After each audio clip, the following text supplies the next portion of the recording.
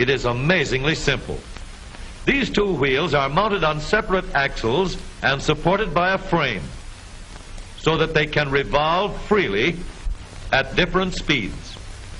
Let's fasten a spoke on the inner end of each axle so that by turning the spokes, we can turn each wheel separately.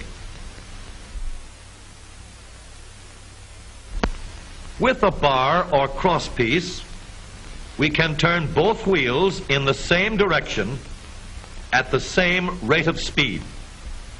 Let's get something to hold this bar in place so that it will press against the spokes.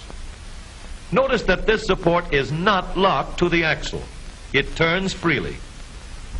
Now we can spin the wheels by rotating the support. This is fine as long as both wheels are able to turn at the same speed. But let's see what happens when we go around the corner. With this arrangement, we cannot drive one wheel faster than the other.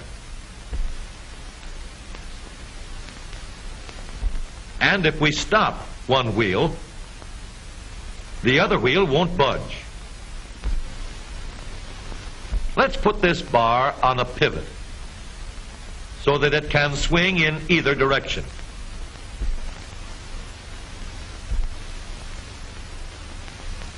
Now, the bar can still turn both wheels at the same speed.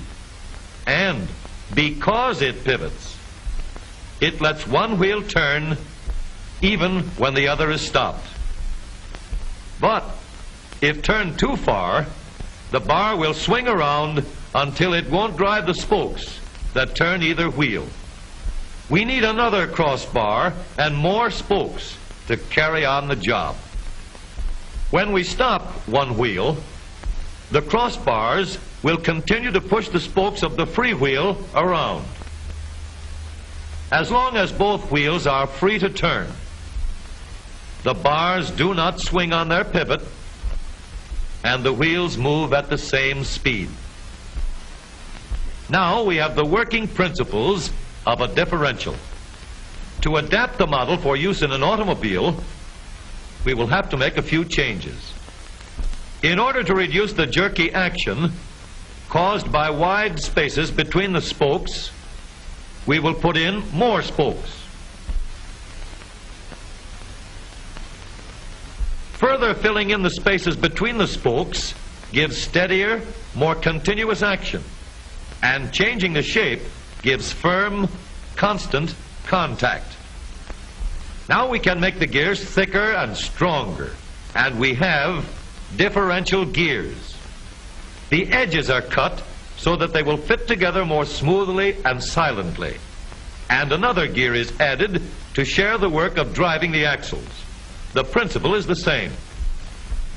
In order to turn the support and drive the wheels, we can fasten a large gear here, connected by a smaller gear to a source of power.